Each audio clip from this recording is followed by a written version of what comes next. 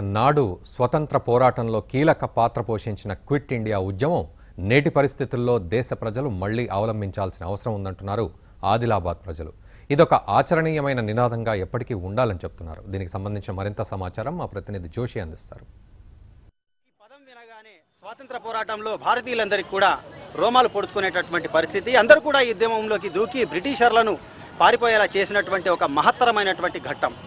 అప్పటి పరిస్థితుల్లో విదేశాలకు సంబంధించినటువంటి వస్తువుల్ని బహిష్కరించడం ద్వారా విదేశీయుల్ని తరిమికొట్టాలనేటటువంటి వ్యూహంతో మొదలైనటువంటి క్విట్ ఇండియా ఉద్యమం ఆనాడు ఆగస్టు 9న ప్రారంభం కావడం జరిగింది. క్విట్ ఇండియా డే సందర్భంగా మనం ప్రస్తుతం ఆదిలాబాద్లో ఉన్నటువంటి వాస్తవుల్ని కొంతమంది ప్రముఖుల్ని అడిగి తెలుసుకుందాం. ఇప్పటి పరిస్థితుల్లో క్విట్ ఇండియాకు సంబంధించి ఇప్పుడు భారతదేశ పరిస్థితులకు సంబంధించి క్విట్ ఇండియా ఇప్పుడు కూడా అవసరం ఉంది అని అనుకుంటున్నారా? మన దేశంలో ఉన్న ప్రస్తుత పరిస్థితి అంటే 1942లో మనకు ఈ ఉద్యమం ప్రారంభమైన తర్వాత 1947కి మనకు స్వతంత్రం దొరికింది. కానీ ఇప్పటి వరకు కూడా మన దగ్గర విదేశీ తాకతాలు మన దేశంకి రాజ్యం చేస్తున్నాయి. అంటే ఈరోజు మన దేశంలో చైనా వస్తువులు దాదాపు 90% మన దేశంలో అమ్ముతున్నాయి. దానికి వెంటనే ఆపేయాలి. ఎందుకంటే 1942లో మనం చేసిన ఉద్యమం బ్రిటిష్ వ్యతిరేక. అంటే అంగ్రేజ్ తుమ్ భారత్ छोड़ो हम तुम हमारे देश में नहीं रह सकते.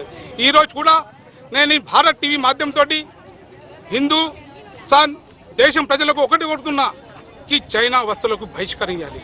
చైనా వస్తువులు తీసుకురావద్దు, చైనా వస్తువులు కొనద్దు. ఎందుకంటే ఈ రోజు చైనా కన్ను భారతదేశం మీద చైనాదే రాజ్యాధిపత్యం ఉన్నట్టు కనిపిస్తుంది. ఎందుకంటే ప్రభుత్వాలు కూడా కొన్ని వాళ్ళతో ఒప్పందాలు చేస్తున్నాయి. అది తప్పు. ఎందుకంటే బహిష్కరించాలని అనుకుంటున్నామో దాన్ని ప్రభుత్వం ముందు ఇక్కడ రాకుండా ఎగుమతి చేయకుండా దాన్ని నిషేధించాలి. దాంతో వ్యాపారస్తులు కూడా దీని మీద దృష్టి అవుతుంది. దీని వెనుక ఉన్నటువంటి ఒక సిస్టమ్ అనేటటువంటిది రాజకీయ వ్యవస్థ కూడా దీంట్లో కూడా లొసుగులు ఉన్నాయని భావిస్తున్నారా, లేకపోతే కేవలం ఈ అవగాహన అనేది ప్రజల్లో మాత్రమే కలగాలనుకుంటున్నారా? ఇప్పుడు గ్లోబలైజేషన్ పేరు మీద ప్రపంచంలో ఉన్న అన్ని దేశాల వస్తువులు కూడా మన భారతదేశానికి వచ్చేసి వాళ్ళు మార్కెటింగ్ చేస్తున్నారు.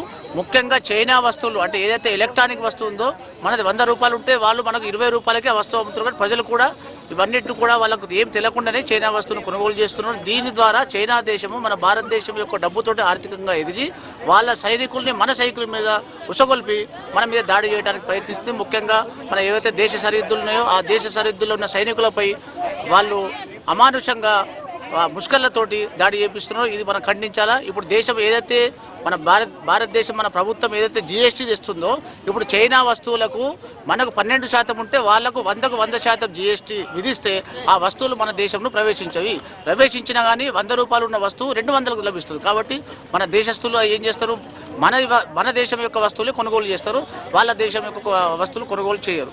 విదేశాలకు మనము అంటే పరోక్షంగా మనము సమకూరుస్తున్నటువంటి నిధుల్ని కట్టడి చేయడానికి విదేశీ వస్తు బహిష్కరణకు సంబంధించి మళ్ళీ ఇప్పుడు క్విట్ ఇండియా మూవ్మెంట్ అనేది ఉండాల్సిందేనని చెప్పి ఇది ఇప్పుడే కాదు ఎప్పటికి కూడా శాశ్వతంగా ఉంటూ స్వదేశీని ప్రోత్సహించడానికి అందరూ కూడా కృషి చేయాలని చెప్పేటటువంటి అభిప్రాయం వ్యక్తమవుతోంది. ఆదిలాబాద్ నుండి రాజశేఖర్ జోషి, భారత్ టుడే.